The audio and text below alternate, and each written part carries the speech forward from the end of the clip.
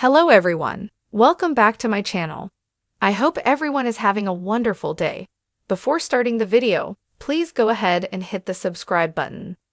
Nikki welcomes Jill into the ranch and surprises her by saying they have unfinished business.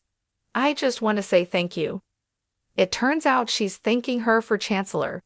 She'll never take for granted what an honor it is to follow in Catherine's footsteps. Jill admits she lost her relationship with her son over it, but it feels good to know Catherine would approve. Switching gears, Nikki tells Jill the entire town feels threatened by Kane. She'd better damn well tell her right here, and now what she plans to do to stop him. Jill claims she has no influence over Kane's business decisions. Nikki demands to know his plans. Jill feels interrogated and attacked.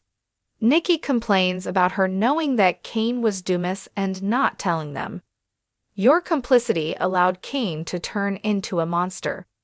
The argument turns heated as Nikki warns he's targeting Catherine's precious Chancellor Industries. Jill reminds her that Catherine left Kane in charge of Chancellor before he left. He's a decent man. Not anymore, Nikki asserts. Jill trusts he'll make the right decision. Talk turns to Jill visiting Kane and seeing Billy. She fears she went too far this time and made her son feel like Catherine made her feel, unworthy. Nikki tells Jill that Kane loved her very much. Jill chokes, "But I wasn't you." Circling back to the threat of Kane, Nikki tells Jill that since she went to see him first, she doesn't trust her.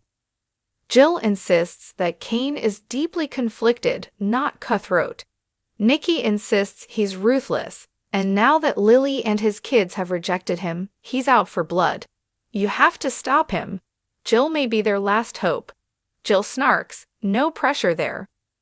Phyllis spots Victor at society, and she's weirded out when he engages with her. It's not long, however, until he accuses her of being attached to Kane Ashby's hip. Why would she need to connive with the lowest of the low? Phyllis sees this as an insult and explains that Kane hired her for her expertise. Victor warns about blind loyalty. Phyllis thinks he's rattled. Victor denies this, of course, but the redhead's not buying it. He's trying to get information out of her.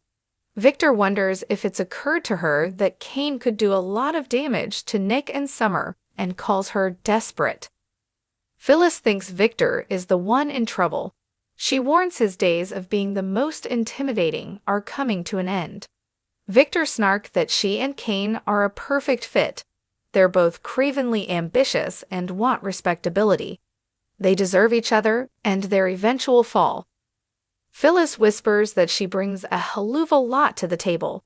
She's grabbing the brass ring, and no one is stopping her. Victor says, "We'll see about that," and leaves. Outside, Victor meets Nick and informs him that he can't go to LA right now. He also warns him to think twice about having breakfast there. Nick walks inside and joins Phyllis, who asks if he and his dad are playing good cop, bad cop. Nick gets up to speed on her run-in with the mustache and warns they're going to handle Kane. Phyllis thinks Ashby's handling them. He has Victor rattled and it's awesome. Nick argues that Kane is diabolical and lots of people will get hurt. Phyllis doesn't give a damn about his dad being upset about someone doing to him what he's done to so many others. Nick says it's not just him, it's the family. It's me. They get into it about Phyllis feeling judged, like Nick has a choke chain on her. Getting all therapy speak, Nick tells his ex that she's enough. She doesn't need to do this to prove something. This leads to talk about her father. Phyllis didn't get lucky enough to be handed everything, she just got guilt and shame. Nick reminds Phyllis that she did the right thing by turning her dad in, and she can do it now too. Does she want work for someone that's just like her father? Phyllis suggests Nick has a choke chain on her. Nick warns she could go to prison. This is her life they're talking about. As he persists, she snaps, "Are we done?" and warns him to get the hell out of her way. At Crimson Lights, Esther tells Sharon how happy she is that she and Nick are going to see Noah.